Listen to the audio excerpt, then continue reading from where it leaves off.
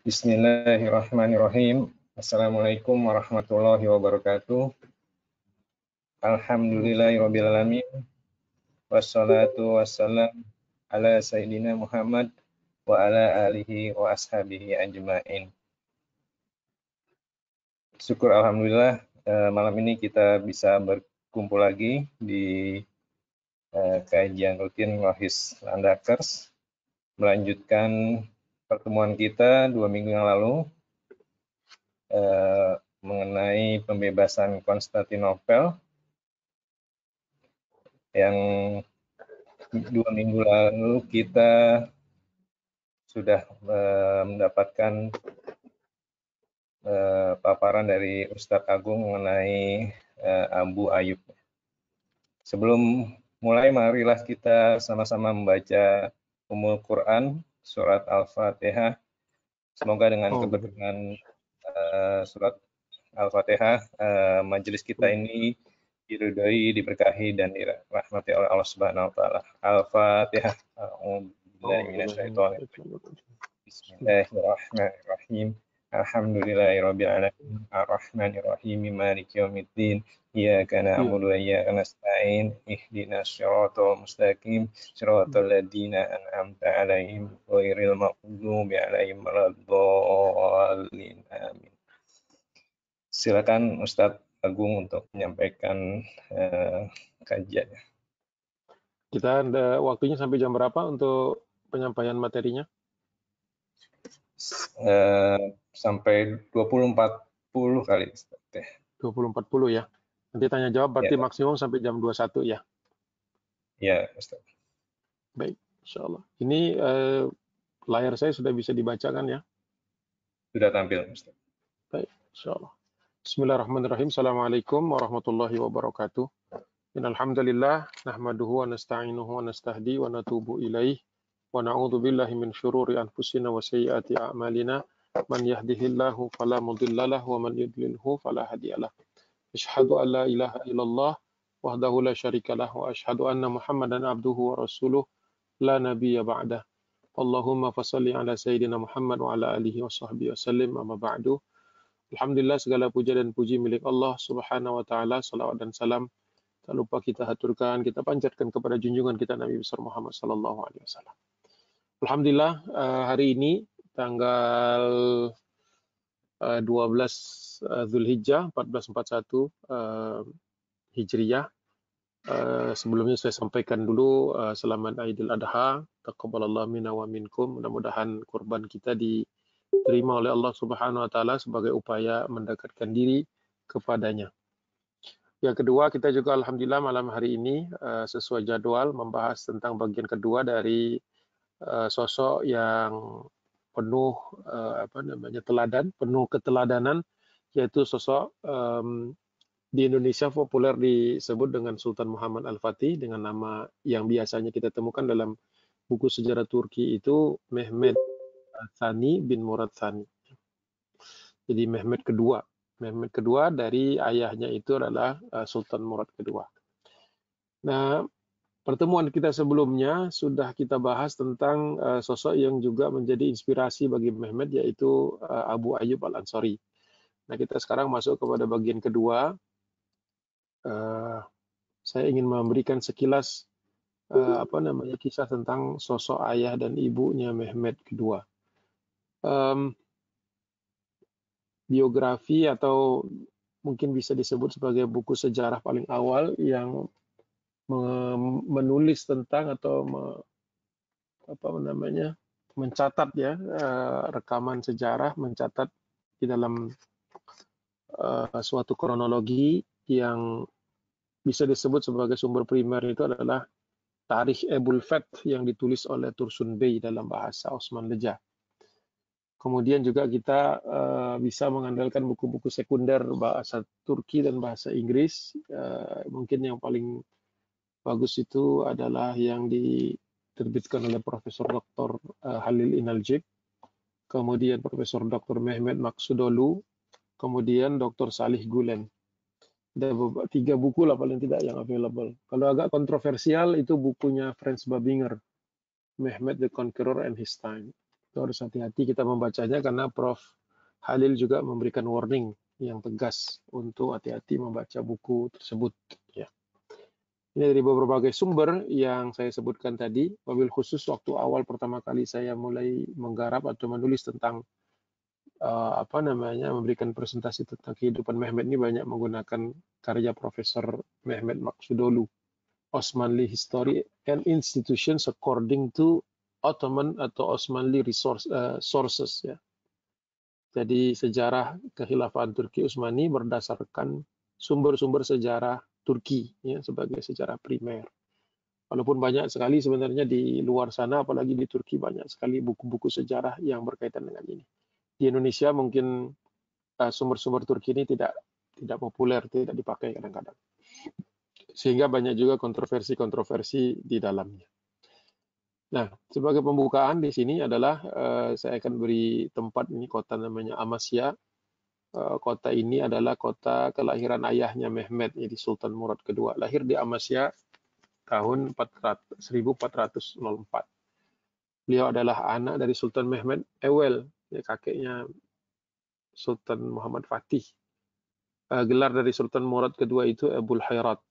Ya, Abul Khairat ini salah satu aspek saja dari Sultan Murad II, yaitu memang punya kegemaran membangun peradaban atau membangun kota orang-orang Turki pada waktu itu sebelum Istanbul menjadi ibu kota, sebelum Konstantinopel dibebaskan, dan beliau gemar sekali membangun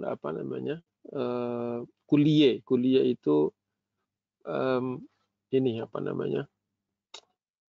fasilitas yang biasa dibangun di sekitar masjid ya, seperti medrese, ya, sekolah, kemudian imaret, dapur umum, kemudian juga ada han gitu ya, pasar gitu yang biasanya menjadi kios-kiosnya itu adalah wakaf produktif untuk masjid. Kemudian juga kadang-kadang ada bimaristan, kadang-kadang ada rumah sakit atau paling tidak bangsal perawatan.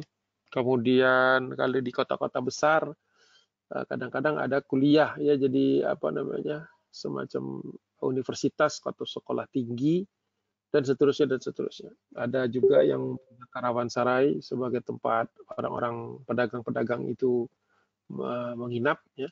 Nah, ini semua dibangun. Jadi masjid di Turki tidak berdiri sendiri, bukan hanya masjid begitu saja, tapi dikelilingi oleh fasilitas-fasilitas lain yang di samping kemudian menjadi sumber pendapatan bagi masjid itu sendiri, karena biasanya masjid itu wakaf. Jadi supaya dia tidak mengganggu atau tidak menjadi beban bagi struktur keuangan Turki Utsmani. Nah, ini tercatat Sultan Murad ini sebagai salah seorang, mungkin bisa disebut, kalau saking banyak yang dibangun itu mungkin bisa, kalau dengan terminologi modern itu disebut juga sebagai filantropis ya.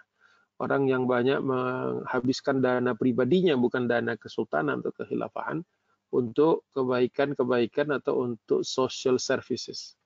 Jadi Sultan Murad II di samping panglima seorang politisi yang ulung, seorang panglima perang, seorang sultan, tapi juga dia dikenal punya aspek sosial ya, peran sosialnya. Itu yang saya ingin garis bawahi. Dan beliau pernah menjadi gubernur di kota Amasya. Ya, ini kota Amasya ini semacam kota pendidikan, ya. Kota pendidikan bagi para syehzade, para pangeran-pangeran yang disiapkan sedemikian rupa untuk memimpin. Jadi kebiasaan Turki Utsmani itu sultan yang punya anak, ini anak-anaknya ini disekolahkan dan kemudian dimagangkan. Jadi kota Amasya ini kota pendidikan sekaligus juga kota magang. Jadi para pangeran ini belajar untuk memimpin dengan segala konsekuensinya. Jadi bukan semata-mata tour of duty saja, tetapi merupakan suatu tempat di mana mereka kemudian berkarya. Jadi Sultan Murad lahir di Amasya. Kemudian ibunya tidak jauh dari situ, lahir di Kastamonu, dulu namanya daerah Kastamonu, tapi setelah saya baca kembali dari beberapa sumber, lebih tepat itu Devrekani, lahirnya ibunya Mehmet. Ya. Kalau Franz Babinger itu menyebutnya bahwa ibunya Mehmet itu orang Nasrani, tapi itu dibantah oleh para profesor sejarawan ya, para sejarawan Turki Utsmani, bahwa itu tidak benar. Ibu Mehmet itu namanya Huma Khatun, lahir di Devrekani, daerah Kastamonu. Ya, jadi persisnya di Devrekani, tanggal atau bulan Juli tahun 1404, jadi seusia dengan ayahnya. Bergelar Walid Sultan, salah seorang ibu atau ibu dari calon pangeran yang akan menjadi menjadi sultan di kemudian hari. Nah, di Devrekani itu punya beberapa tempat tahfiz ya, tadi satu tempat madrasah untuk mendidik muslimah, para muslimah ya, jadi untuk menghafal Al-Qur'an. Jadi ibunya Ummah Khatun ini seorang hafidhah ya, jadi seorang ibu penghafal Al-Qur'an. Jadi sosok bapak dan ibunya seperti itu. Kadang-kadang saya suka mengingatkan diri sendiri bahwa lahir orang seperti Sultan Muhammad Al-Fatih itu lahir dari ayah yang ya begitu banyak jasanya untuk masyarakatnya, untuk rakyat yang dia pimpin. Ya, jadi seorang ayah yang all round lah, jadi punya keutamaan itu dari berbagai sisi ya. Walaupun ada periode, ada masa di mana Mehmet itu merasa ayahnya kurang memberikan perhatian. Ini nanti aspek-aspek kehidupan Mehmet itu ada babak-babak kehidupannya yang mungkin tidak ideal. Tapi kalau dari segi ibunya atau dari sudut ibunya, Mehmet ini mendapatkan perhatian yang cukup mendapatkan perhatian penuh lah dari ibunya. Nanti terlihat bagaimana ibunya bersedia meninggalkan istana di Edirne untuk menemani anaknya ini dalam proses perjalanan pendidikan, pengembaraan pendidikan ya. Jadi kita akan lihat nanti di slide berikutnya supaya lebih jelas. Nah, kemudian Mehmet karena memang ayahnya setelah menjadi sultan tinggal di Edirne. Edirne ini posisinya ada di sebelah Eropa, di sisi Eropa yang dikenal oleh orang-orang Turki sebagai Rumeli atau Rum ya. Rumeli tempat tinggal orang Romawi ya. Mungkin kalau sekarang lebih tepatnya Balkan itu. Beliau lahir di Edirne. Lahir tanggal 30 Maret tahun 1432. Dan Edirne sudah menjadi ibu kota. Memang waktu itu ibu kotanya pindah dari Bursa yang ada di sisi Anadolu, sisi Asia, pindah ke Edirne. Jadi orang Turki memindahkan 3 kali, paling tidak Turki Utsmani itu memindahkan ibu kotanya itu sebanyak 3 kali. Yang pertama dari desa Suud ke Bursa, itu yang pertama. Kemudian dari Bursa ke Edirne, pindah kota, pindah benua. Ya, pindah benua. Baru kemudian nanti setelah di zamannya Mehmet, Fatih ini kemudian menaklukkan atau membebaskan Konstantinopel dan dirubah menjadi Istanbul, baru pindah untuk yang ke-3 kalinya ke Istanbul. Ya, nanti baru pindah lagi ke Ankara ketika Kehilafan Turki Utsmani dibubarkan dan kemudian berdiri Republik Turki. Yaitu secara umum seperti itu. Nah, gelar Al-Fatih atau Fatih itu bukan suatu gelar yang tiba-tiba dia miliki, tetapi sebuah gelar yang dia dapatkan melalui suatu upaya yang monumental yang dikenal sebagai Latuf Tahanna di dalam hadis yang sudah kita bacakan di sesi pertama, yaitu ketika dia membebaskan kota Konstantinopel. Ketika itu baru kemudian para ulama bermusyawarah untuk memberikan gelar yang paling tepat untuk sosok yang kita kenal sebagai Mehmet Tsani, itu Mehmet kedua, yaitu Fatih. Jadi masing-masing sultan punya julukannya, punya gelarnya, dan itu mencerminkan mungkin prestasi terbaik atau tertinggi yang dimilikinya, walaupun bukan satu-satunya. Seperti mulai dari awal, misalnya Osman, Orhan, itu gelarnya hanya Ghazi, walaupun sebenarnya bukan hanya karena beliau ini yang meletakkan fondasinya. Ghazi ini sebagai orang panglima perang gitu ya. Karena memang awalnya mereka berhadapan dengan Bizantium ketika Turki Utsmani masih kecil. Setelah Utsman dan Orhan, kita tahu ada Sultan Murad. Sultan Murad inilah yang kemudian mulai membangun peradaban, dan kemudian bangsa Turki ini sudah mulai berhenti dari proses nomaden ya, berpindah-pindah.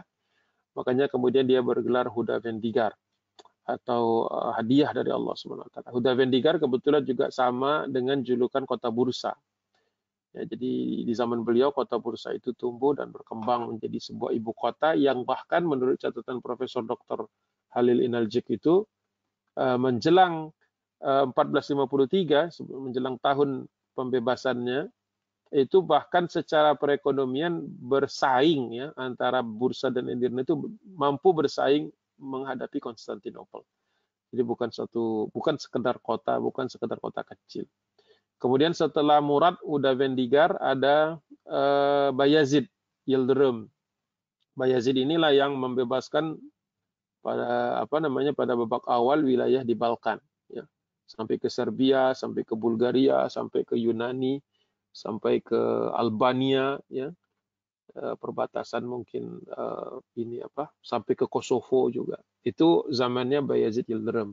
Nah, setelah itu terjadi satu malapetaka ketika ya Bayazid Yildirim itu kemudian kalah perang dengan Timurlang tahun 1402. Dan di situ titik nadir pertama Turki Utsmani ketika Beylik Osmanlı itu kemudian pecah. Ya, berkeping-keping, dan kemudian apa yang sudah dibangun sedemikian rupa oleh 4 sultan sebelumnya, jadi Osman, Orhan, Murad, dan Bayazid itu kemudian seperti kehilangan kesatuannya. Oleh sebab itu muncul masa yang disebut dengan interregnum, kehilangan arah atau kehilangan kepemimpinan. Nah, kemudian muncul di pentas sejarah itu Sultan Mehmed Ewel, ya, kakeknya Muhammad II, ya, disebut atau bergelar Çelebi, ya, orang yang cerdas, orang yang kuat, orang yang berpotensi, cerdas lah ya, Çelebi. Nah, ini yang menyatukan kembali wilayah yang pecah-pecah tadi. Nah, setelah disatukan kembali, kemudian dibangun lagi, diperkuat kembali oleh Sultan Murad kedua, Murad Tsani, ayahnya Mehmed, gitu. Bergelar tadi Ebul Hayrat. Nah, baru kemudian Mehmed kedua bergelar Fatih sebagai pembebas kota Konstantinopel. Jadi kalau kita menghafal urutannya dan kemudian mengetahui gelar-gelar itu, kita sebenarnya bisa menjelaskan secara ringkas perjalanan secara kehilafahan Turki Utsmani sejak dari zaman masih beylik, kemudian menjadi sultan, emirat, sultan, dan kemudian menjadi daulah dan khilafah. Sebenarnya di situ. Jadi bukan sebuah gelar yang kita sekolah gitu ya, sekolah cari gelar, bukan. Ya, atau karena kita sekolah terus dapat suatu titel, itu bukan. Ini gelar-gelar sultan ini diberikan sesuai dengan prestasi di zamannya. Oke, itu slide pertama. Ya. Slide kedua, saya masih di slide pertama ternyata. Saya letakkan ini bintang kuning Konstantinopel. Bendera kuning ini benderanya keluarga Paleologus ya. Jadi saya pakai basic kuning gitu ya, untuk menggambarkan tentang Konstantinopel. Jadi ketika lahir di Edirne, posisinya itu kan berada di sebelah barat Konstantinopel.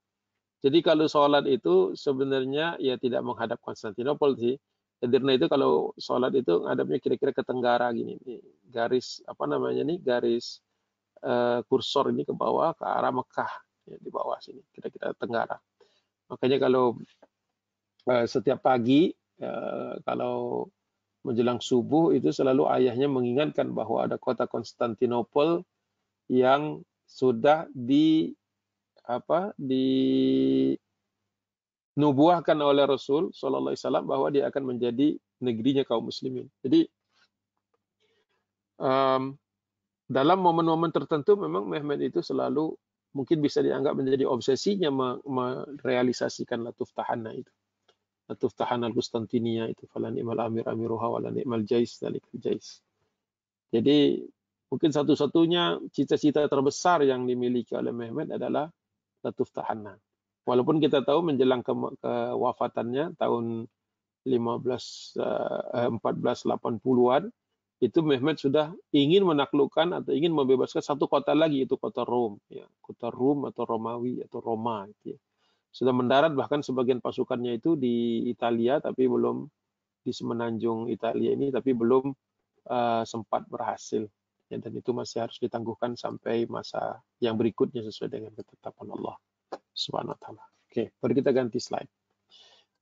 Masa kecil Mehmet ini saya bisa sarikan jadi 3 poin, ya. Yang pertama adalah dia menghadapi ayahnya yang waktu itu sibuk berperang. Makanya pernah saya mengatakan bahwa kehidupan Mehmet itu sebenarnya tidak terlalu ideal. Dia merasa kehilangan ayahnya, bahkan pernah dan tercatat dia mendiamkan ayahnya beberapa waktu sampai kemudian diketahui kenapa dia marah atau kenapa dia mendiamkan ayahnya ketika ibunya yang meninggal dunia, ayahnya itu masih sibuk berperang, pastinya tidak menyempatkan dirinya untuk pulang menguburkan istrinya atau ibunya Mehmet. Itu salah satu pukulan shock yang pertama dihadapi oleh Mehmet ketika dia masih muda usianya. Namun alhamdulillah ayahnya telah mengambil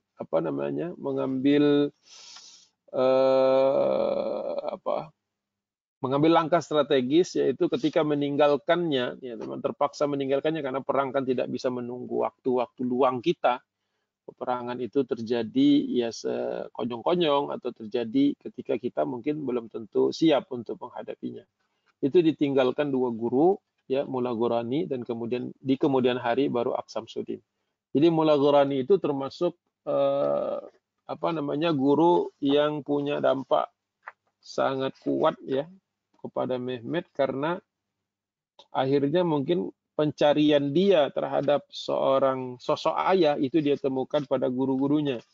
Alhamdulillah guru-gurunya itu bagus.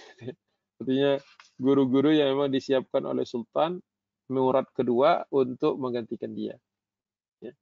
Dan dari para gurunya lah kemudian Sultan Murad itu mengetahui bahwa Mehmet itu sebenarnya pada satu waktu tertentu itu sangat kecewa dengan tindakannya. Namun para gurunya lah yang menjelaskan kepada Mehmet bahwa ayahnya itu bukan milik dia saja, tetapi sudah menjadi milik Turki, ya, milik Turki sebagai pemimpin. Jadi memang salah satu konsekuensi punya ayah sultan atau pemimpin lah itu secara umum adalah kehilangan waktu-waktu pribadinya. Sebagaimana misalnya Ibnu Umar ketika menghadapi atau menemui ayahnya, ya, Umar bin Khattab radhiyallahu anhu, ya, sampai harus mencari-cari waktu di sela-sela Umar ngantor, gitu kan. Kita tahu ada riwayat yang menjelaskan bahwa Umar ketika bertemu dengan Ibnu Umar, Abdullah bin Umar itu di Baitul Mal, bahkan sedang, ya, menyelesaikan tugas-tugas lah kayak gitu. Sementara ini mungkin kayak laporan-laporan gitu. Sampai-sampai Umar bertanya apakah ini urusan pribadi atau urusan negara. Ketika dikatakan urusan pribadi, maka Umar langsung mematikan lampu tempel yang ada di. Jadi mereka berdua ngobrol dalam keadaan gelap gulita. Jadi anaknya bertanya, kenapa harus dimatikan lampunya? Ya, saya nggak bisa melihat engkau. Jadi kata Umar, karena lampu ini biaya oleh negara, maka tidak layak untuk dipakai untuk urusan-urusan pribadi. Jadi memang konsekuensi menjadi anak seorang pemimpin yang amanah, ya, kalau yang nggak amanah lain lagi urusannya kan. Kalau yang nggak amanah kan pakai pelat merah lah kesana kemari ngantar anak istrinya belanja kemana-mana tanpa ada peduli gitu ya. Kalau zaman dahulu lampu saja sampai harus dimatikan ketika ngobrolnya itu urusan rumah tangga. Dijelaskan oleh Mullah Ghorani, memang beliau ini adalah guru ahli sejarah juga, guru fikih juga. Jadi ketika dijelaskan seperti itu, Mehmet kemudian akhirnya memaafkan ayahnya. Awalnya dia tidak suka. Kenapa ayahnya nggak sempat pulang untuk menyempatkan menguburkan ibunya? Itu ada juga. Jadi ada juga sempat ada jarak antara Mehmet dengan ayahnya. Namun dengan adanya guru yang baik, ya, Mehmet kemudian terhibur gitu ya bahwa sesungguhnya ayahnya tidak seburuk yang dia bayangkan. Alhamdulillah. Nah, kemudian satu lagi ini adalah Mehmet dilahirkan di lingkungan harem, ya. Kalau saya mau off dari slide ini gimana caranya? Saya lupa. Gimana meng-off-kan slide? Diketik lambang screen-nya lagi, diklik lambang screen-nya lagi, Ustaz. Di mana itu ya? Go meeting sebentar. More options. Saya nggak ketemu ya. Oh, stop sharing ya. Seperti ini ya. Ya. Berarti balik lagi ke Ya. Nah, saya ingin tadi mau ngomong apa sampai lupa jadinya. Tadi ngomong apa ya? Allahumma shalli ala sayyidina Muhammad. Di slide saya di mana?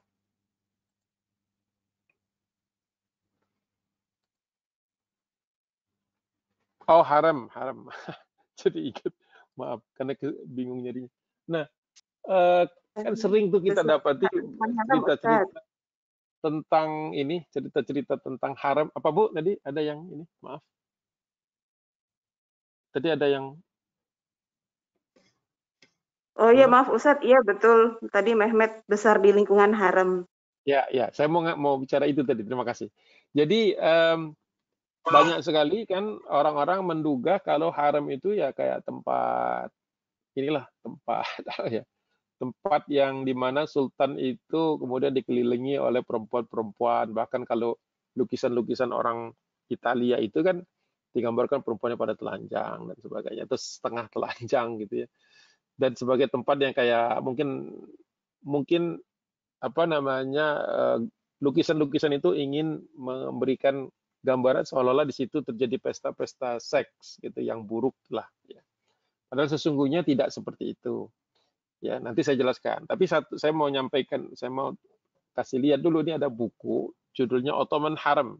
Ottoman Harem ditulis oleh Profesor Dr. Ahmad Agundus ya. Ahmad Agundus ini Prof Agundus ini punya buku lagi nih sebelumnya. Saya jadi kenal dengan beliau itu karena buku sebelumnya adalah Ottoman History, Misperception and Truth. Jadi kalau misalnya ada yang kayak kontroversi tentang apa sultan-sultan begini-begini itu hampir bisa ditemukan jawabannya di buku ini. Biasanya saya pakai buku ini kalau sudah mulai ya berita-berita miring lah. Tapi sebagian beliau akui ya ada keburukan-keburukan yang memang tidak ditutupi oleh beliau. Nah, buku yang Ottoman Harem ini menjelaskan sebagai berikut. Saya kembali lagi ke slide. Saya lupa menyantumkan ini. Untuk Ottoman Harem itu sebenarnya menurut beliau, ya setelah penelitian dari data-data primer tentu saja, ya catatan-catatan sejarah sebagainya begitu, bahwa harem itu adalah satu tempat yang bisa disebut sebagai kayak semacam rumah, ya semacam kalau di Topkapi itu ada pintunya sendiri itu. Dia satu wilayah yang memang yang boleh masuk ke sana hanya keluarga sultan saja, dan laki-laki kalau masuk ke sana hanyalah keluarga dekat sultan, jadi sultan dan anak-anaknya. Itu pun harus dengan pengawasan dan tidak sembarang orang bisa masuk ke sana. Nah, di dalamnya itu digambarkan oleh beliau itu sebenarnya seperti asrama. Jadi yang biasanya menjadi apa namanya manajer lah kalau seandainya boleh disebut manajer. Manajer harem itu adalah ibunya sultan, bukan istrinya sultan, ibunya sultan. Ya. Kecuali ibunya meninggal dunia, kemudian biasanya istri sultan yang pertama atau yang punya anak yang menjadi calon sultan itu yang kemudian apa namanya menjaga jadwal pendidikan. Jadi sebenarnya di dalam harem itu asrama yang mendidik laki-laki maupun perempuan, anak-anak ya, terutama anak-anaknya sultan itu untuk siap menghadapi tugas-tugas kesultanan, ya tugas-tugas dalam konteks dia kesultanan sebagai penerus, ya. Gitu. Jadi bukan digambarkan seperti itu karena tidak pernah ada orang yang apalagi kalau orang yang dia non Muslim gitu ya, jangankan non Muslim, yang Muslim bahkan sadrazam saja, sadrazam itu perdana menteri saja itu tak boleh masuk ke dalam haram, ya ke dalam harem itu tidak boleh. Seperti itu. Jadi mungkin suatu saat ada sesi tersendiri jelasin ini. Apa saja sih kebiasaan, apa saja sih rutinitasnya gitu ya, dan bagaimana kode etiknya itu ada satu buku sendiri gitu, satu buku sendiri. Jadi hati-hati juga baca-baca buku yang banyak saya lihat di toko buku di Turki itu yang bicara tentang Ottoman Harem, tapi masya Allah ya merinding bacanya, ngeri gitu, fitnahnya seperti itu. Ya tentu saja nanti akan dipertanggungjawabkan dia di apa namanya di padang mahsyar itu nanti yang nulis-nulis begitu. Hati-hati aja. Nah, Perjalanan Mehmet ini, Masya Allah, usia 2 tahun itu dia sudah dikirim ke Amasya, ya, tadi ke apa namanya kota kelahiran ayahnya tadi, dan ibunya Ummahatun memilih untuk berangkat bersama anaknya untuk memastikan bahwa Mehmet ini mendapatkan pendidikan yang memang paling bagus lah, dia tidak ditinggal. Karena ada juga pilihan-pilihan yang dilakukan oleh para bunda pangeran ini untuk tidak meninggalkan istana. Karena memang terkadang ada juga sih persaingan antara istri-istrinya sultan. Sehingga kalau meninggalkan istana itu ya otomatis maka terjauhkan dari politik istana lah, katakan seperti itu. Nah, ibunya Mehmet Hummahatun ini memilih untuk meninggalkan istana, berarti meninggalkan posisi dia sebagai walid sultan. Sehingga dia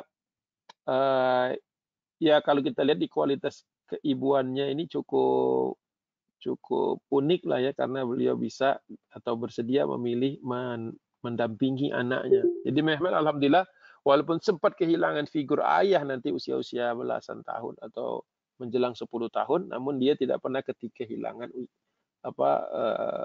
kehilangan sosok ibunya. Itu menurut saya 3 hal yang paling penting untuk menjelaskan siapa Mehmet ketika masih kecil. Dan ini juga bisa menjelaskan nanti kenapa kebijakan-kebijakan dia setelah dia remaja dan kemudian menjadi sultan muda nanti.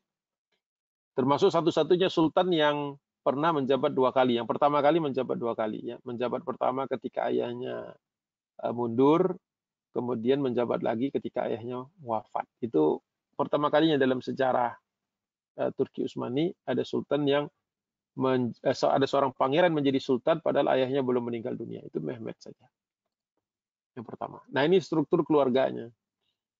Anak-anak yang laki-laki itu ada 5, ya, mulai dari Ahmed, Akbar, kadang-kadang namanya Alauddin, kadang-kadang dipanggil Ali, ada yang nulisnya Alauddin Ali, kemudian Mehmet. Tapi yang kedua ini Tsani ini kan baru ada setelah dia jadi sultan. Di angka-angka di belakang aja, misalnya Murad kelima gitu ya, atau Salim kedua, itu namanya nggak nempel di nama aslinya. Setelah sultan baru ada nomor-nomor ini, merujuk bahwa ada Mehmet yang jadi sultan sebelumnya. Makanya Mehmet yang pertama itu adalah kakeknya yang Çelebi, yang mengumpulkan kembali wilayah dan kekuasaan Turki Utsmani yang sempat berserakan itu karena kekalahan sultan sebelumnya ya Bayezid Yıldırım. Makanya dia kemudian dikasih designasi Mehmet kedua. Kemudian ada 3 lagi adiknya laki-laki, Orhan, Hasan, dan Ahmed Sogir. As-Sogir itu semuanya wafat ketika masih bayi, ada yang beberapa tahun, usia 5-6 tahun lah, balita lah. 3. Jadi yang tertinggal yang betul-betul hidup sampai usia akil balik hanya 3. Yaitu Ahmed, kakaknya, Alauddin, kakaknya juga, dan Mehmet sendiri. Ya. Sedangkan yang perempuan ada 3 yang tercatat di dalam buku sejarah Turki. Pertama itu Khadijah, tapi ditulisnya Hatice. Ya, kemudian Hafsah, panggilannya ditulisnya Hafsa. Kemudian Fatimah, ada 3. Baik, ini keluarga besarnya Mehmet, dan dia termasuk anak tengah nih ya, anak tengah kalau tidak salah, agak di tengah tuh posisinya. Saya belum menemukan urutannya ya, tidak seperti ini urutan ini, hanya komposisinya saja. Dan satu hal yang ditekankan oleh Hummahatun, ibu mereka ini, adalah bahwa setiap anak itu sebelum akil balik itu sudah harus hafal Quran. Nah, ini yang menurut saya unik nih. Unik, dan kita akan bisa lihat nanti dari kurikulumnya. Unik karena mereka ini kan bangsanya Turki, menggunakan bahasa Turki. Walaupun mereka bisa berbahasa Arab, namun bahasa aslinya bahasa Turki. Dan menghafal Quran sudah menjadi suatu tradisi sebenarnya. Namun lebih ketat lagi di zaman ini atau di bawah ibunya Ummahatun itu. Jadi Masya Allah. Mungkin itu salah satu yang paling membekas dan kemudian menjadi bekal gitu ya. Karena kan banyak pertanyaan bagaimana mungkin dia jadi sultan pada usia menjadi wali kota dulu di Amasya, menjadi gubernur di Manisa, kemudian menjadi gubernur di Rumelia, baru sebelum menjadi sultan. Jadi karirnya jelas gitu, dia pernah memimpin di kelas kota, kemudian kota metropolitan, kemudian beberapa kota, beberapa wilayah, sampai kemudian menjadi sultan. Ya. Jadi mungkin itu salah satu jawabannya, bahwa ketika anak bisa matang lebih dini daripada usianya dibandingkan usianya, ini salah satunya adalah landasan dari Al-Quran itu sendiri. Jadi tidak keliru kalau kita dari kecil sudah membiasakan anak itu berinteraksi dengan Al-Quran, baik itu tilawahnya, tadaburnya, kemudian tahfiznya. Ya, jadi bukan hanya tahfiz saja. Itu. Baik, kita lanjut. Nah, ini jejak rantaunya.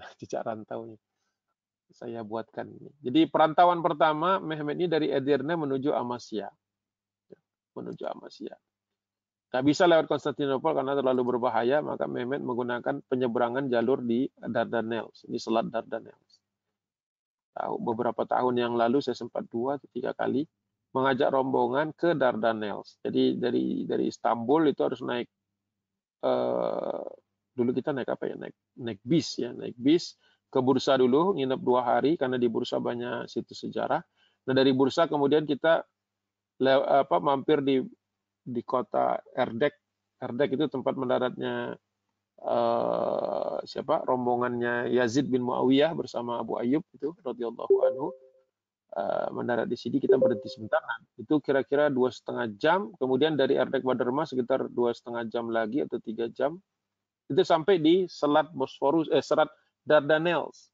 Selat Dardanelles. Wilayahnya itu disebut Gelibolu atau Gallipoli. Nama lamanya, nama ketika itu masih merupakan wilayah Turki Utsmani ketika di zaman kekhilafahan, disebutnya Çanakkale. Sekarang juga masih disebut Çanakkale. Sebagian orang menyebutnya Çanakkale. Ya. Jadi nyebrangnya lewat sini. Jadi peta ini menunjukkan jalurnya sesungguhnya gitu, ini bukan ngasal ya. Dari Çanakkale kemudian ke Bursa, dari Bursa kemudian ke Eskişehir di sini, Eskişehir kemudian ke Amasya. Ya. Jadi jalur inilah jalur pengembaraan pertama. Jadi saya suka teringat juga, Imam Syafi'i kan sering mengingatkan, untuk menjadi seorang yang besar, Muslim itu perlu merantau. Perlu merantau. Jadi kalau hanya di kampung halamannya saja, ya nggak tahu nih, mungkin kalau menurut Imam Syafi'i kurang afdol gitu. Harus merantau.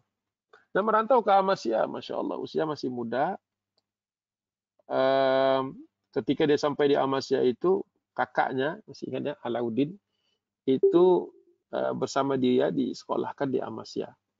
Dan kakaknya yang paling tua, Ahmed Akbar ini, atau Akbar kadang-kadang dipanggilnya, tapi Ahmed sih yang lebih sering ditemukan, itu sudah menjadi gubernur, tapi tepatnya karena Amasya itu sebenarnya bukan kegubernuran ya, tapi kewali kotaan lah, belediyesi kalau sekarang. Itu kakaknya sudah. Jadi Mehmet itu kadang-kadang disebutkan ada 8 gurunya. Kalau saya selalu memberikan catatan bahwa kakak-kakak Mehmet itu adalah gurunya juga. Jadi dia belajar tentu saja kepada ayahnya setelah nanti dia dewasa. Belajar kepada guru-gurunya jelas. Belajar kepada ibunya juga kan, Al-Ummahatu Madrasatul Ula. Bahwa seorang ibunda itu adalah sebaik-baiknya sekolah pertama anak. Tapi jangan lupa dia juga belajar kepada kakak-kakaknya. Kakak-kakaknya kan sudah lebih dahulu merasakan kehidupan seperti itu. Jadi perlu dicantumkan juga bahwa ketika kita punya anak sulung, kemudian kita mendidiknya tentu saja dengan sebaik-baiknya sebuah pendidikan, maka ketika ada adiknya, ini sudah menjadi suatu nilai tersendiri ketika kita mendidik anak yang sulung itu dengan baik, kemudian ada adiknya, maka dia akan mendapati kakaknya yang soleh atau solehah, dan seterusnya. Jadi itu juga kenapa kemudian dalam keluarga yang besar, namun tentu saja dengan catatan terdidik dengan baik, maka lingkungannya otomatis menjadi lingkungan yang Islami, miniatur lingkungan Islami. Namun ketika gagal mendidik kakak tertua, maka ada nanti 2 masalah ya. Baik kakak itu sendiri dan adik-adiknya akan mendapati kakaknya yang tidak dalam kondisi ideal, tidak bisa jadi panutan. Makanya bersungguh-sungguhlah ketika kita punya anak itu lebih dari 1. Tapi kalau sekarang kan ini angkatan 92 ya, FKW udah telat ya. Anak-anaknya udah pada gede kan, udah pada kuliah, mungkin udah ada yang pada mau nikah gitu kan. Ya nggak telat juga sih, masih ada cucu nanti. Gitu. Jadi subhanallah. Ya, jadi mungkin bapaknya sibuk berperang, ya, diplomasi ke sana kemari jaga perbatasan. Namun alhamdulillah Mehmet masih bisa bertemu ibunya, masih bisa bertemu kakaknya dan guru-gurunya. Jadi insya Allah. Baik, setelah itu gak lama nih, ya hanya 2 tahun atau 3 tahun. Kemudian lanjut ke karena ada wabah waktu itu Ahmed wafat ya, meninggal dunia. Dan Mehmet kemudian meneruskan amanahnya sebagai wali kota. Makanya tadi kurang konsisten tadi saya nulis. Ya harusnya wali kota. Insya Allah. Jadi percepatan nih, percepatan. Kita kan nggak tahu tuh hidup ini kadang-kadang ada tikungan-tikungan, pertigaan-pertigaan yang kita nggak sadar atau kita nggak nyangka. Kita pikir hidup kita masih lempeng-lempeng aja, tahu-tahu belok dikit gitu ya. Kita pikir kita masih punya waktu, ternyata waktunya sudah habis. Gitu ya. Kita pikir kita bisa terus-terusan sama anak dan ibu, suami, kakak, ya, ayah, gitu. Tapi tiba-tiba diambil oleh Allah Subhanahu Wa Taala. Ini memang perlu kita sadar bahwa kullu nafsin dha'iqatul maut. Sesungguhnya setiap yang hidup akan merasakan kematian. Nah, ketika meninggal dunia, Mehmet kehilangan ayahnya, kehilangan kakaknya, kehilangan kakaknya, dan dia istilahnya mendapati bahwa sekarang dia harus bisa menjadi seperti kakaknya, padahal usianya berbeda cukup jauh. Nah, Alauddin yang tadinya bersama dengan Mehmet kemudian dipindahkan ke Manisa atau Magnesium, tidak jauh dari kota Izmir kalau di sini ya, Izmir namanya. Jadi ini udah terpisah dia. Jadi betul-betul ketika setelah wafatnya Ahmed berpisah dengan Alauddin, otomatis di Amasya itu hanya bersama ibunya saja. Ini diperkirakan usianya antara 6 sampai 8 tahun. Nah, Manisa ini berbeda dengan Amasya. Kalau Amasya ini kota yang relatif homogen. Sebagian besar penduduknya atau tidak disebut mayoritas penduduknya itu Turki. Sedangkan Manisa ini kota multikultural atau dari berbagai macam background penduduk. Di samping ada orang Turki, juga banyak orang Yahudi dan banyak juga orang Yunani, ya, baik yang sudah masuk Islam maupun yang belum. Dan mereka tinggal di Manisa ini. Jadi ketika seseorang Mehmet lah, ya, dari Amasya itu nanti akan pindah ke Manisa, dia akan mendapati bahwa kehidupan ini tidak sesederhana di Amasya. Kalau di Amasya itu paling tidak secara bahasa, itu juga yang menyebabkan Mehmet itu termotivasi untuk belajar bahasa selain Turki dan bahasa Arab, adalah ketika dia dapat tugas di Manisa nantinya. Dan dia merasakan bahwa salah satu yang menjadi kendala dia dalam memimpin di Manisa itu nantinya adalah bahwa dia tidak bisa berkomunikasi dengan sebagian penduduknya. Makanya dia meminta gurunya mengajarkan bahasa-bahasa lain.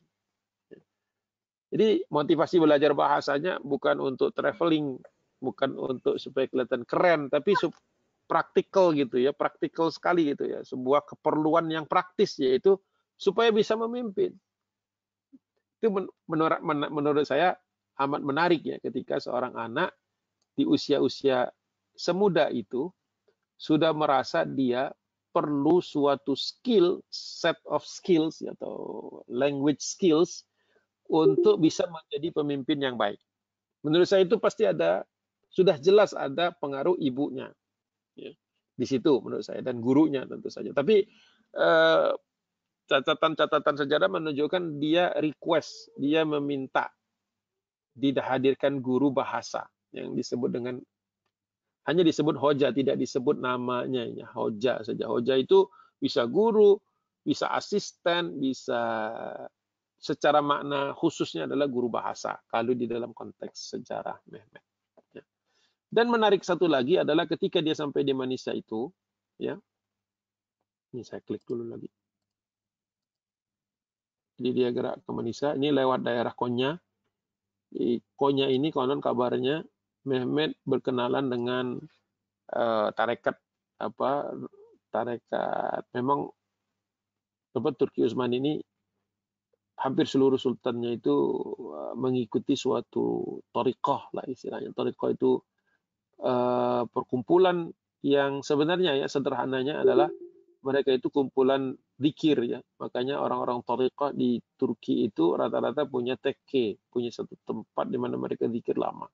Hanya satu saja variasi dari sufisme Turki yang muter-muter, itu yang disebut dengan thariqah Darwisiyah, yang muter-muter nari. Ya. Tidak seluruh thariqat di Turki nari-nari seperti darwish. Makanya kadang-kadang saya suka mengingatkan teman-teman yang antipati kepada sejarah thariqah.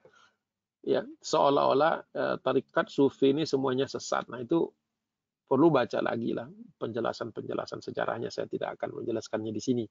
Namun satu hal yang berkembang di Turki adalah thariqah itu merupakan suatu kebutuhan bagi mereka.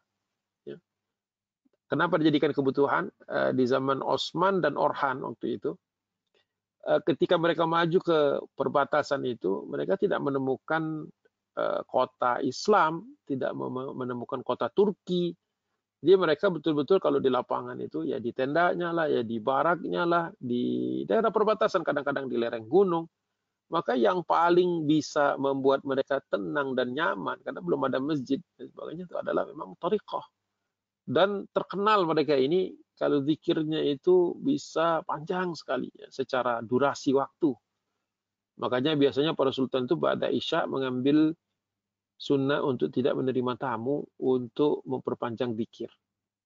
Juga ba'da subuh sampai dengan waktu syuruk.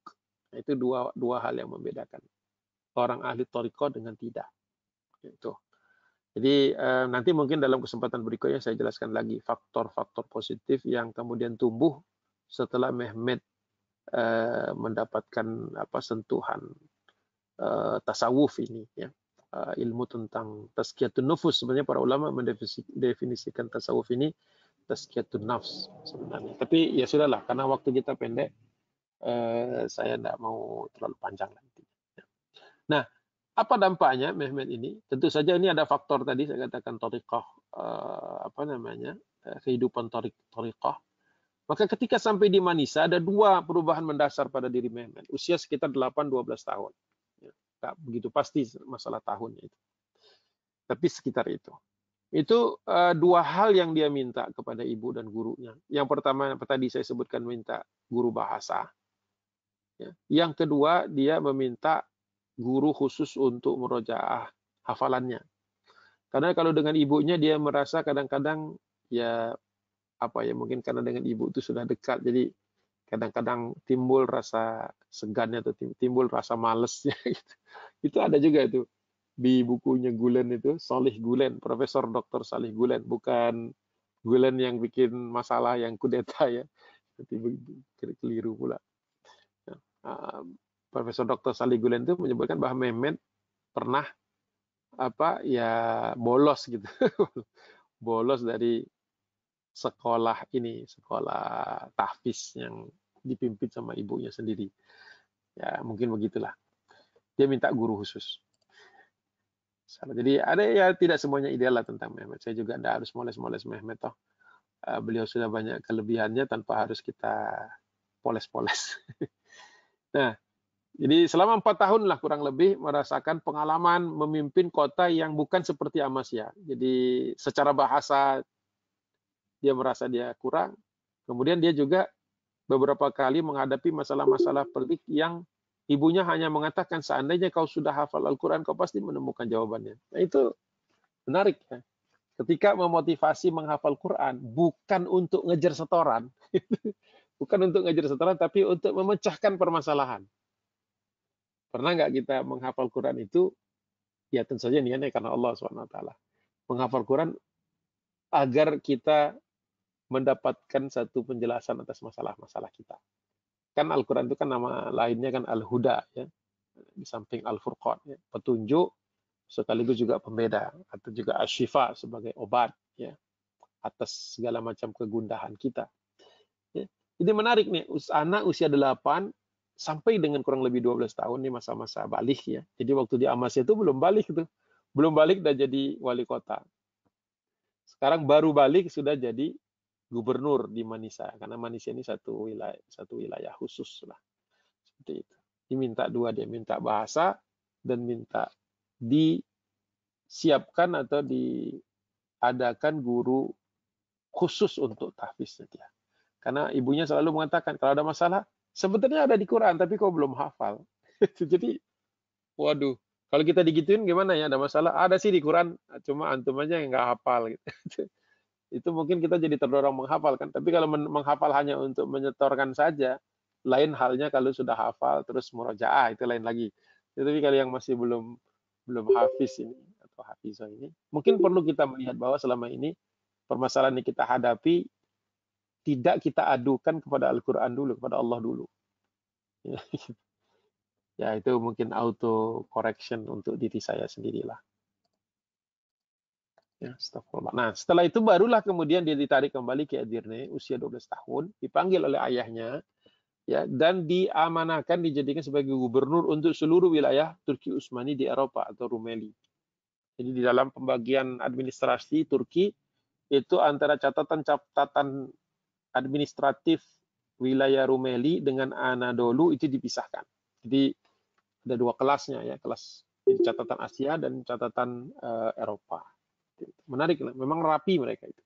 Saya akui salah satu kelebihan Turki Utsmani, kelemahannya juga ada, tapi kelebihannya adalah mereka itu dalam hal arsip itu rapi. Ya, arsip rapi. Jadi kalau ingin melakukan penelitian tentang Turki, ya memang harus belajar bahasa Turki dan belajar bahasa Osman Leja. Ya, dan itu tidak mudah. Makanya kalau tidak mengakses sumber-sumber asli dari Turki yang otentik dan juga yang primer, maka sebenarnya sejarah-sejarah Turki kalau hanya mengandalkan sumber sekunder itu agak riskan sebenarnya, karena persepsi yang menerjemahkan atau yang menganalisis itulah yang kadang-kadang membuat kita bingung atau bahkan tersesat. Ya. Nah, disinilah ketika sudah kembali ke Edirne muncul kebutuhan berikutnya, yaitu Mehmet merasa perlu untuk punya guru-guru spesialis. Jadi guru-guru yang mengajarkan tentang tata negara, hukum perang, astronomi. Nah, itu setelah di Edirne. Jadi kita bisa lihat ya perjalanan hidupnya ini, Masya Allah. Ke Amasya, ke Manisa, kemudian ke Edirne. Dan setiap perjalanan hidup itu membawa suatu perubahan pada dirinya. Ya memang sewajarnya kan begitu kalau kita apa namanya kalau di Indonesia itu Pak istilahnya merantau itu memang pasti ada perubahan pada kehidupan kita ya, insya Allah. Nah, sampai di sini barulah kemudian Mehmet itu mendapatkan ilmu-ilmu tentang kepemerintahan itu dari Mullah Gurani atau Ahmed Gurani. Kadang-kadang ditulis Gurani. Ya, hidupnya antara 1416 sampai 1488. Jadi 8 tahun setelah Mehmet meninggal dunia, dia pun meninggal dunia. Seorang ulama, alumni Al-Azhar, Kairo, ya, dan waktu dia ditarik untuk menjadi mentor khusus untuk Mehmet, itu posisi terakhirnya adalah mufti atau kepala senior madrasah di Bursa, di Ulu Jami. Bagi yang sudah pernah ke Bursa, Ulu Jami namanya. Tapi bukan Ulu Jami yang di Jakarta ya. Ini Ulu Jami di Bursa. Masjid Ulu Jami. Ulu itu utama ya, Jami. Ulu itu kadang-kadang disebut tua juga, masjid tua atau masjid pertama atau masjid lama di Ulu Jami di Bursa. Di bawah guru Ahmed Gurani inilah Mehmet secara resmi menyelesaikanlah hafalan Qurannya. Jadi walaupun tidak disebut sebenarnya kalau orang kok ada ya namanya fulan al-hafiz gitu kan, berarti penghafal Quran ya. Walaupun kalau dari ulama biasanya al-hafiz itu bukan hanya penghafal Quran tapi juga penghafal hadis, sekian ribu hadis baru disebut al-hafiz, seperti Ibnu Hajar al-Asqalani atau al-Hafiz Ibnu Hajar al-Asqalani atau al-Hafiz Ibnu Katsir dan lain sebagainya. Nah, Mehmet juga kalau mau ditambah sebenarnya al-Hafiz tapi nggak pantas. Maksudnya jarang lah kita temukan. Al-Hafiz Sultan Mehmet kedua Fatih. Tapi sebenarnya secara status beliau ini seorang hafiz, seorang penghafal Quran. Gitu. Insya Allah. Baik, kita lanjut, masih ada waktu kita ya. 20.30. Mau melanjut sedikit atau mau langsung tanya jawab sekarang? Coba dicek dulu. Mungkin ada yang sudah mau ingin nanya.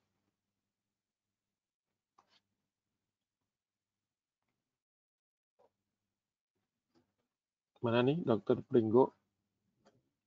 Kalau dari chat belum ada pertanyaan sih. Belum. Baik. Maaf, ini saya agak slow malam ini. Nah, ceritanya mudah-mudahan nggak pada ngantuk ya. Mungkin di absen Enggak. dulu kali Dokter Pringgo. Jangan-jangan pada tidur.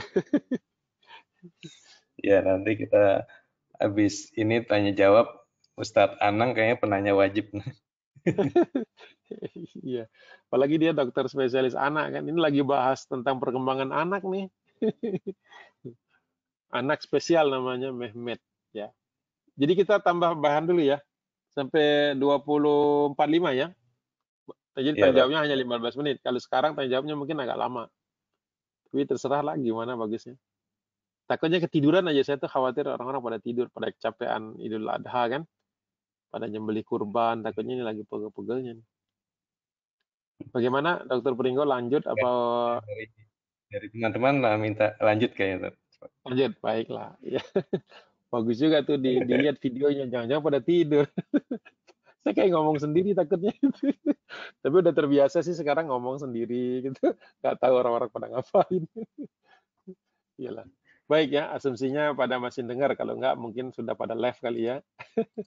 Baik. Ini kita bagian kedua. Jadi saya pasang batas aja. Karena di dalam pengajian yang lain filenya sama, batasnya di situ dan pertanyaan mereka itu. Saya nggak mau liatin pertanyaan mereka, biar pertanyaannya orisinil. Nah, ini yang dibaca apa aja sih? Aduh, saya baru dulu pertama kali nyusun list ini. Ini diambil dari buku Profesor Dr. Ehsan Ihsanolu, betul? Ekrem atau Ihsan? Ini jadi lupa.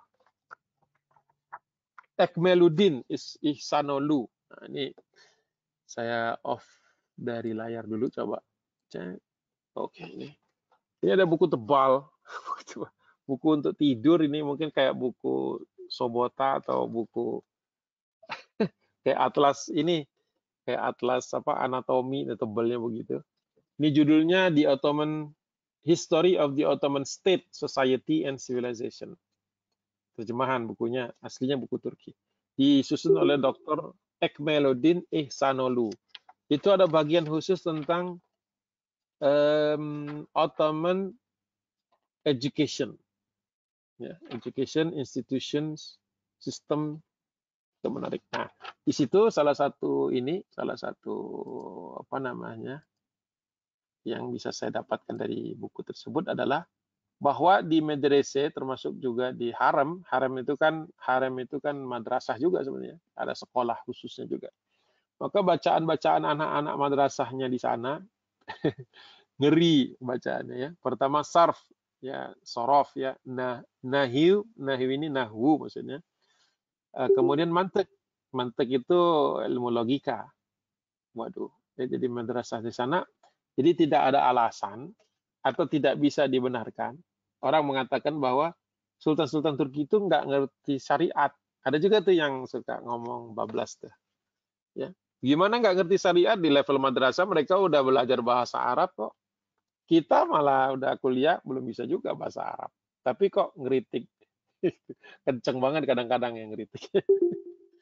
Ya. Kemudian setelah mereka lulus tahap 1, tahap 2 belajar hadis, belajar tafsir.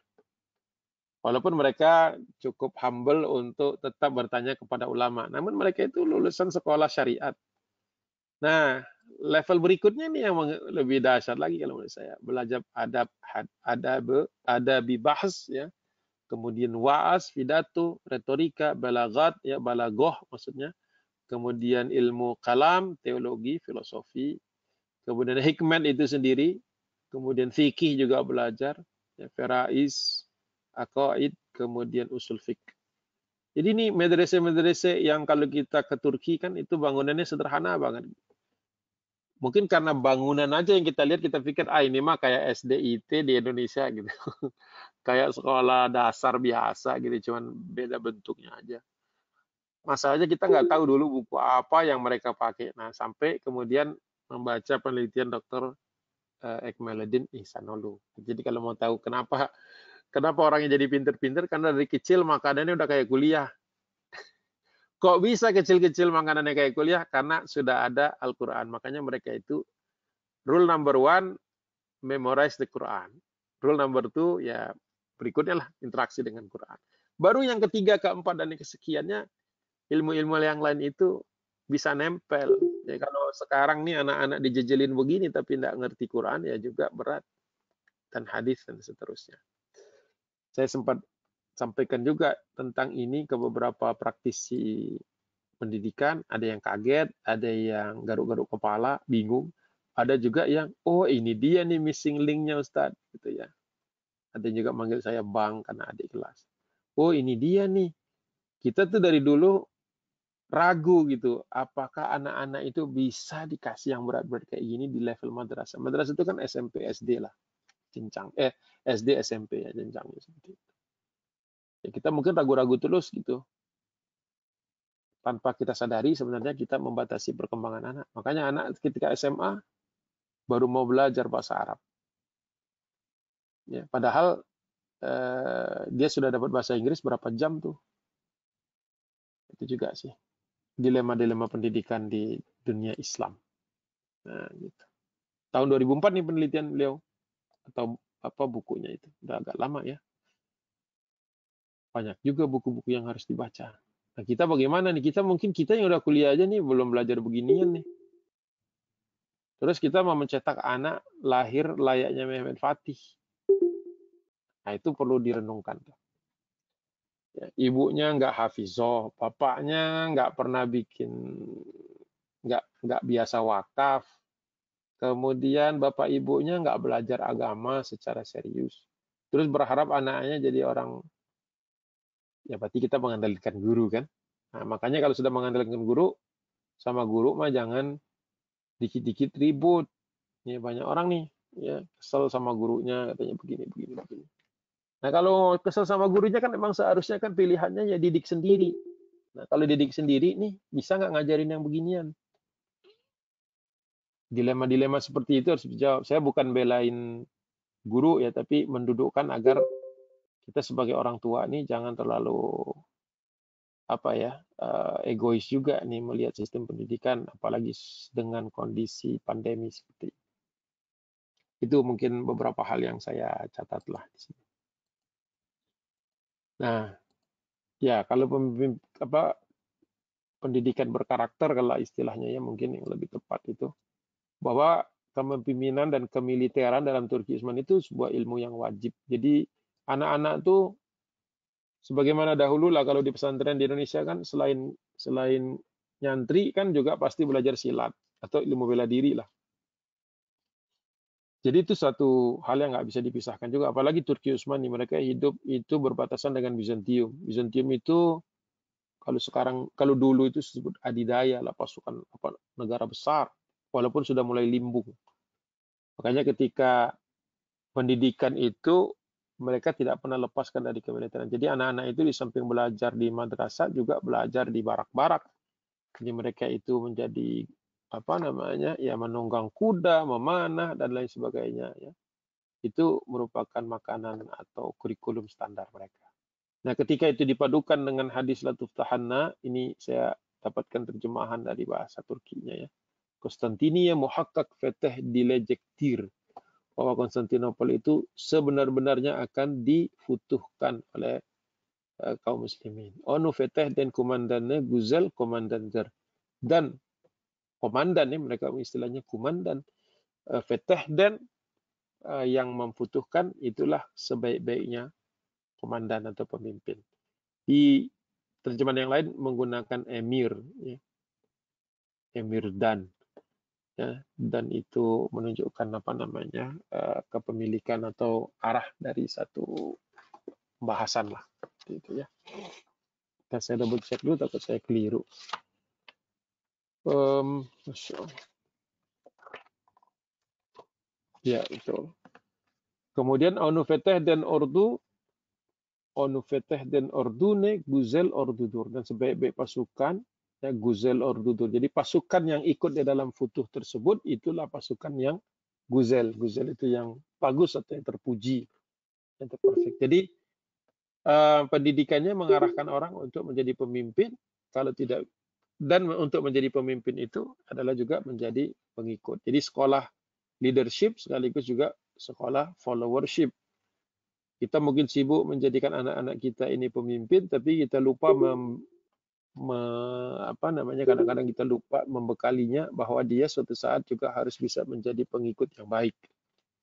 Karena pemimpin-pemimpin itu juga kan butuh waktu untuk menjadi pemimpin. Malah sebagian besar waktunya pemimpin sebelum dia memimpin adalah menjadi pengikut. Makanya ada istilah-istilah yang berkaitan dengan kepemimpinan dan kemudian juga dengan kepengikutan, ada nggak? Pemimpin, kemudian pengikut. Kan leader, follower. Jadi leadership, followership. Di Indonesia jadi apa tuh followership? Tidak ada sekolahnya, karena tidak ada sekolah mengajarkan orang jadi pengikut. Adanya mengajarkan jadi pemimpin. Nanti semuanya jadi pemimpin. Tidak ada yang mau jadi pengikut. Nanti ribut. Saya kadang-kadang lihat ya. Suka getir gitu ya. Kan banyak pelatihan-pelatihan bagaimana jadi leader gitu. Tapi tidak ada pelatihan bagaimana jadi follower. Padahal pemimpin-pemimpin yang baik itu pasti punya follower yang baik. Banyak sih follower, tapi follower YouTube. Itu mungkin nggak perlu diajarin lah pada pintar. Oke, 20.45 Pak Dr. Pringgo, saya cut di sini saja karena berikutnya daftar guru. Nah, daftar guru ini 8, nggak cukup lah waktu sejam, pasti lebih. Jadi nanti kalau ada pertemuan berikutnya, kalau ada, maka kita akan bahas tentang faktor guru. Kalau tadi kan faktor orang tua ya dan keluarga ya, dan sedikit sudah nyinggung sedikit tentang kurikulum pendidikan. Nah, jadi kita agak sedikit berbeda nih mungkin dengan kajian lain. Kalau orang kan langsung cerita, waduh perangnya begini, meriamnya begini, taktiknya begini, lautnya begini. Kita coba breakdown dari siapa jadi panutannya, siapa yang jadi inspirasinya, siapa jadi idolanya, yaitu pertemuan pertama Abu Ayyub. Kemudian sekarang kedua, bagaimana dibesarkannya lingkungan terdekatnya, bapak, ibu, kakak, dan guru-guru terdekat. Nanti berikutnya baru masuk ke guru. Nah, kalau ada pertemuan keempat, seandainya ada, baru kita masuk kepada letuf tahananya, itu yang sering difilm-filmkan itu. Tapi tidak seperti yang di film. Nah, itu mungkin gambaran saya. Mohon maaf kalau malam ini agak slow, sambil tarik napas sedikit. Mudah-mudahan tetap bermanfaat ya. Billahi taufik wal hidayah. Assalamualaikum warahmatullahi wabarakatuh. Jazakallahu khairan Ustadz Agung. Ya, insya Allah kita tiap 2 pekan mungkin Ustadz kita akan melakukan kajian ini. Sudah ada pertanyaan. Ini yang pertama, Ustadz Agung izin bertanya, apakah bisa disimpulkan bekal Mehmet II memang telah cukup saat menjadi gubernur pada usia 12 tahun? Yang pertama. Kedua, kemudian sesudah usia medrese, pendidikan formal apa lagi yang beliau jalani? Ini 2 pertanyaan. Ya, dari Bu Ruliana ya. Baik, yang pertama ini kalau disimpulkan sudah cukup, bisa iya, bisa enggak. Bisa iya karena kalau kita secara filosofis kan fatazawwadu fa inna khairaz zadi taqwa kan, sebenarnya kan berbekallah kalian karena sebaik-baik bekal kan adalah takwa, dan takwa itu adalah orang yang paling dekat dengan Allah, dan orang yang paling dekat dengan Allah itu paling dekat dengan Al-Qur'an. Kalau secara jawaban filosofisnya bahwa dia sudah siap, iya, karena apa? Dia sudah begitu cinta sama Qur'annya. Tapi jawabannya bisa juga enggak. Kenapa enggak? Masih kurang pengalamannya. Ya, terlalu singkat kan untuk jadi matang itu. Jadi Mehmet itu nanti matangnya justru setelah Konstantinopel kalau menurut saya dan sebagian sejarawan. Karena sebelum Konstantinopel itu beliau ini sebenarnya ya masih ada letupan-letupan lah. Nanti pas kita bahas itu ada beberapa letupan-letupan emosi yang menunjukkan beliau ini masih kadang-kadang belum stabil. Makanya di situ peran nanti guru spiritual ya yang dikenal sebagai Aksamsuddin. Jadi kalau mau jawabannya tidak, itu alasannya. Tapi saya mengatakan ya bisa tidak, bisa iya jawabannya. Itu yang pertama. Yang kedua, pendidikan formal apalagi pendidikannya sebenarnya sudah di harem itu sudah pendidikan. Jadi tidak ada pendidikan tinggi. Nanti kita akan lihat di bagian ketiga, Mehmet ini sekolahnya dengan guru, jadi tidak ada sekolah formal setelah medrese lagi, tetapi sekolahnya itu sekolah apa ya? Jadi kalau bahasa kita ini mungkin sekarang seperti talaki gitu. Jadi berhadapan dengan guru. Dan nanti guru-gurunya ini yang akan menjadi kayak kelas-kelas khusus ya seperti itu. Jadi beliau tidak ada sekolah lagi setelah medrese. Ya, sekolahnya ya gurunya itu.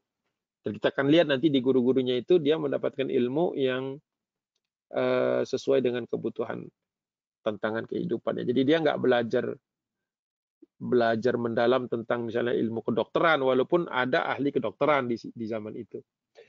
Beliau mengerti tentang astronomi cukup untuk bisa menghitung kapan waktu yang bagus untuk menyerang Konstantinopel di bulan apa terkait dengan pasang dan surutnya air laut. Tapi beliau tidak menjadi profesor di bidang fisika atau profesor di bidang astronomi. Beliau belajar dan bisa mendesain sebuah meriam yang berkekuatan di atas desain awal Orban itu, tapi dan dia bisa menghitung trajektori atau apa namanya titik lengkung dari proyektil yang ditembakkan, tapi dia tidak menjadi profesor fisika gitu. Gimana jelasinnya? Jadi practical learning gitu ya. Jadi ilmu itu diambil untuk betul-betul satu kebutuhan yaitu latuftahan al-Qustantinia. Jadi ibaratnya kita mau naik gunung, ya kita belajar sampai kita ngerti tentang bagaimana ilmu pendakian. Setelah itu sudah. Tapi nggak jadi profesor, kalau ada tuh profesor pendakian gunung. Gitu. Tapi cukup untuk bisa menuntaskan masalah. Karena beliau tuh betul-betul objektif oriented gitu. Objektifnya sampai dengan usia 21 tahun itu adalah bagaimana menjadikan Konstantinopel itu wujud menjadi negerinya kaum muslimin. Apa ilmu yang harus dipelajari? Belajar Quran, maka dia belajar Quran. Apalagi yang harus diketahui? Belajar bahasa, maka dia belajar bahasa. Karena dia harus berdiplomasi dengan Venesia, Genoa, dengan Pisa, maka dia belajar bahasa Latin. Karena nanti harus berhadapan dengan Patriarch Gennadius, ya, George Kolarios, Gennadius kedua, maka dia mengerti bahasa Greek. Ini orang bisa disebut juga mungkin polyglot atau polymath itu yang bisa dengan mudah dia belajar bahasa-bahasa lain. Begitu. Ya. Ibaratnya untuk sampai ke seberang, dia harus belajar menyeberangi sebuah sungai, dia harus belajar berenang, maka dia belajar berenang. Jadi, saya melihat polanya begitu. Jadi bukan sekolah, udah gitu. Tapi dia perlu ke sini, maka dia sekolah ini. Dia perlu misalnya menulis surat kepada Paus, maka dia belajar bahasa Latin. Dia merasa perlu memberikan jaminan bahwa setelah Konstantinopel futuh, maka seluruh perjanjian perdagangan yang pernah dibuat oleh Kaisar Konstantin ke-11 itu tidak ada satupun yang nanti akan dibatalkan, cuma beda penandatangan saja, maka dia belajar diplomasi. Begitu. Saya nggak tahu itu jawabannya bukan. Jadi pendidikan formalnya sudah tidak ada lagi setelah itu. Pendidikannya based on problem, jadi problem solving, gitu ya, belajarnya. Kalau 21 tahun itu ketika dia menjadi sultan yang kedua. Jadi kan sultan pertama usia 19 tahun. 12 jadi gubernur, sampai dengan 18 itu jadi Beylerbeyi, menjadi gubernurnya gubernur Rumelia. Setelah itu ayahnya mundur. Nah, dia menjadi sultan usia 19 tahun, tapi cuma berlangsung 2 tahun saja. Nanti kemudian ayahnya naik lagi, atau 1 tahun nggak salah. Ayahnya naik lagi, ayahnya meninggal dunia, jadi sultan lagi. Nah, usia yang kedua menjadi sultan itu usia 21 tahun. Sekalian saya jawab Bu, memberikan komentar kepada Bu Nancy. Apalagi ini di bawah, izin bertanya, kenapa pilihan melantaunya ke Amasya, bukan ke daerah lain? Ya, karena memang Amasya itu semacam kota simulator, nggak bener ya. Jadi kota yang memang didesain untuk Syehzade, jadi pangeran-pangeran yang untuk menyiapkan dia siap memerintah, memimpin. Jadi mana ya? Kayak tempat magang gitu. Kan dokter kan kalau sebelum apa kan dimagang dulu ke sana ke sini gitu kan, atau diputarkan ke bagian-bagian gitu kan, terus mungkin stase di sini kayak gitu tuh. Jadi memang sudah ada kurikulumnya. Pangeran ke Amasya dulu, nanti baru ke Manisa dulu dan sebagainya. Jadi memang ada semacam kurikulum supaya atau pendidikan yang mengharuskan dia datang ke kota tersebut. Begitu jawaban saya. Belum ada pertanyaan lagi. Mungkin saya mau bertanya, adakah kisah seperti kita tahu dia sebagai pemimpin yang masih muda, apakah kisah adanya perlawanan atau lawan politik gitu, atau yang tidak suka dengan kepemimpinan Mehmet? Ada ya. Pertama namanya Candarli Halil Pasha. Dia ini sadrazam dari zaman bapaknya. Jadi Perdana Menteri lah, orang nomor 2. Termasuk bapaknya Candarli yang tidak suka ketika Sultan Murad II memberikan kesempatan kepada Mehmet jadi sultan. Karena menurut dia Mehmet ini beda karakter dengan Murad. Maksudnya apa? Murad ini sangat mendengar masukan dari Candarli. Tapi kalau Mehmet ini cenderung curiga kepada di antara menteri-menteri yang diwariskan dari zaman ayahnya menjadi sultan, hanya Candarli saja yang dicurigai oleh Mehmet. Dan nanti ternyata terbukti bahwa memang Candarli ini bekerja sama dengan Bizantium. Ada intrik itu, ada. Ya, bahkan Candarli itu sempat menghasut pasukan Janisari itu untuk mendemo Mehmet ketika dia menjadi sultan pertama. Jadi ada memang masih muda. Bahkan nanti itu yang menyebabkan Mehmet menyatakan bahwa di dalam salah satu ungkapan yang ketika dia menghadapi masa-masa sulit ini, bahwa dia dihadapkan kepada istilahnya misi yang impossible. Makanya dia menggunakan istilah imkan seze basharmak. Saya baca dulu. Saya pernah tulis itu, tapi nggak saya muat di sini di dalam slide ini. Imkan seze, sebentar. Kemudian saya bisa temukan. Nah, kata Mehmet itu kalau yang ini dari buku ya Allah, Allahumma sholli ala Muhammad. Saya lupa bukunya.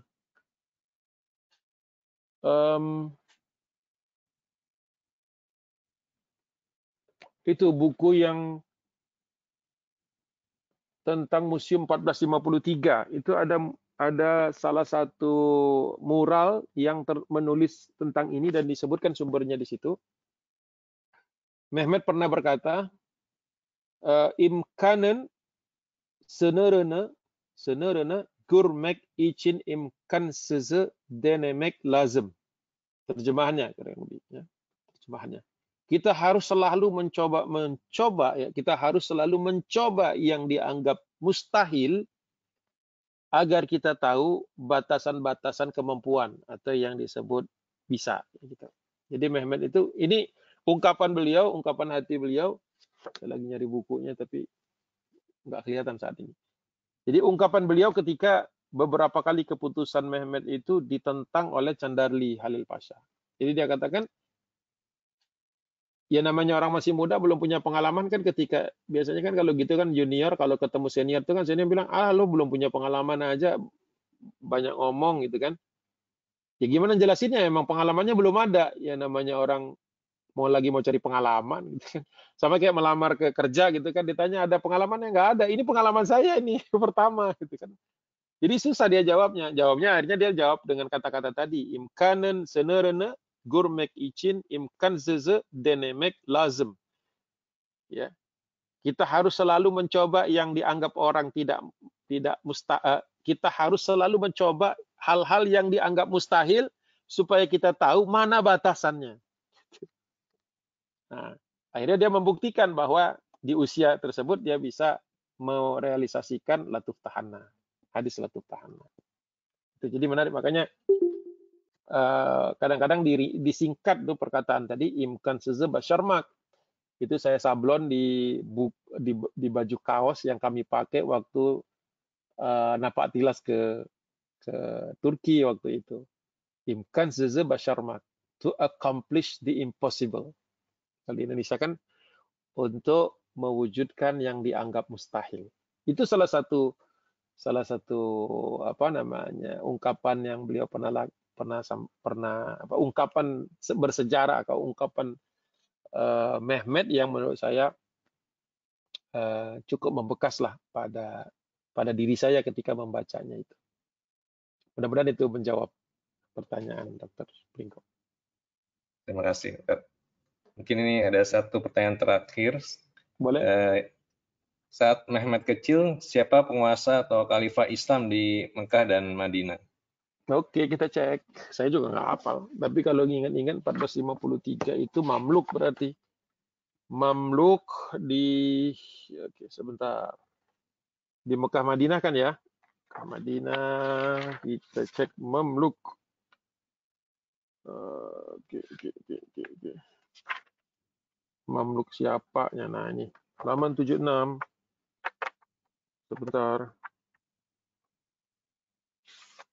76, 1453. 1453 Al-Malik Al-Ashraf Inal Alauddin Az-Zahiri alias Abu Nasr Saifuddin.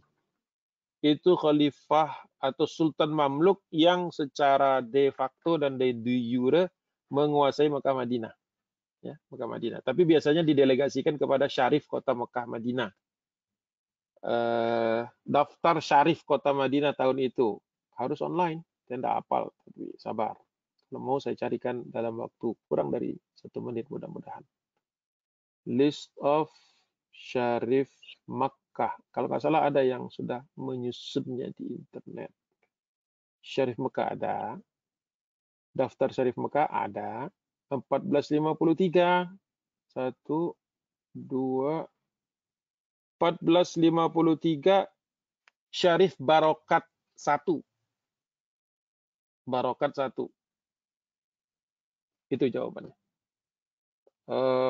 Surat dikirimkan oleh beliau ke Mamluk, sekali juga ke Syarif kota Mekah, dan itu ada di bukunya Mehmet Maksudolu. Beliau ngirim surat tuh kepada mereka-mereka, dan itu masuk di dalam apa istilahnya suratnya itu Fatihname. Fatihname. Dan itu dikirimkan ke siapa saja?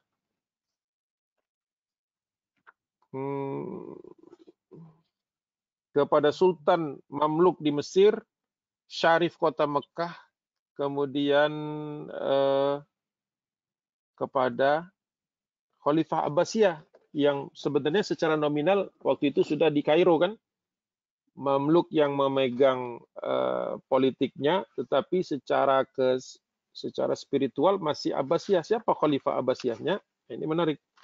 Ada di sini insya Allah cepat nih halaman 6 di depan-depan. 1453 berarti khalifahnya yang di Kairo dari Abbasiyah itu Hamzah Al-Mutawakkil Al-Awwal. Panggilannya Abu Bakar Al-Qaim. Al-Qaim. Oke, saya ulangi. Mamluknya, rajanya itu tadi adalah Al-Malik Al-Ashraf Inal Alauddin Az-Zahiri, Abu Nasr Saifuddin, sedangkan Syarif kota Mekahnya Barokat 1, sedangkan Khalifah Abbasiyahnya yang secara simbolik waktu itu memimpin adalah Hamzah bin Al-Mutawakkil Al-Awwal atau dipanggil dengan Abu Bakar Al-Qaim tanpa tanda. Itu orang-orang yang dikirimi oleh Mehmet surat-surat berkenaan dengan bahwa kota Konstantinopel sudah berhasil difutuhkan. Nah, berhasil difutuhkan. Tahun hijriyahnya tahun berapa itu? Kita lihat, cek. Osman. Oh, bukan itu. Tahunnya nih. 800 atau harusnya. Oh, nggak ketemu tadi, saya sudah tandai. Turki ini dia. 1453 itu berarti tahun 857 Hijriah. 857 Hijriah. Berarti 857 kurang 5. 852 tahun setelah Ghazwa Khandaq. Khandaq kan tahun 5 Hijriah. Itu kan hadis letuf tahan itu Rasulullah sampaikan kepada para sahabat itu ketika penggalian Khandaq. Itu tahun 5 Hijriah. Baru selesai atau baru terwujudkan tahun 857 Hijriah. Berarti 852 tahun persisnya. Kurang lebih. Alhamdulillah. Terus ada pertanyaan lagi tuh. Ini sedikit lanjutan dari pertanyaan tadi dari Pak Yanto. Ya. Apakah Kesultanan Turki berbaiat ke penguasa Islam di Arab? Ya enggak, karena kan kedudukannya setara waktu itu. Mamluk dengan Turki itu setara. Tidak perlu berbaiat karena waktu itu Khalifah Abbasiyah, nggak ada Arab. Khalifah Arab nggak ada. Khalifah Abbasiyah waktu itu. Abbasiyah itu kan pertama kali berdirinya di Irak ya. Ibu kotanya tuh sempat sebelum di Baghdad. Lupa saya. Tapi yang jelas di Baghdad lah yang terkenalnya, dibangun beberapa tahun setelah Abbasiyah berdiri. Kemudian karena serangan Mongol, mereka pindah ke Kairo. Nah, di Kairo dilindungi oleh Kesultanan Mamluk. Nah, Kesultanan Turki Utsmani dengan Mamluk itu tunduk di bawah Khalifah Abbasiyah, tadi namanya saya sudah sebut. Seperti itu. Nah, nanti 1517 nanti di zaman Sultan Salim ke-1, Mamluk pun kemudian takluk kepada Khilafah Turki Utsmani. Barulah kemudian Abbasiyah selesai dan digantikan menjadi Khilafah Turki Utsmani. Ya, terima kasih. Apa lagi? Itu ada sudah. Pak. Ada lagi? Sudah ya? Sudah. Sudah semua? Ya, baik. Jazakallahu khairan Ustadz Agung. Insya Allah 2 pekan lagi kita lanjutkan kajian kita. Kita tutup majelis kita dengan membaca doa kafaratul majelis. Subhanakallahumma wa bihamdika. Wassalamualaikum warahmatullahi wabarakatuh. Waalaikumsalam warahmatullahi wabarakatuh. Afwan. Wa iyyakum. Terima kasih. Saya izin dulu.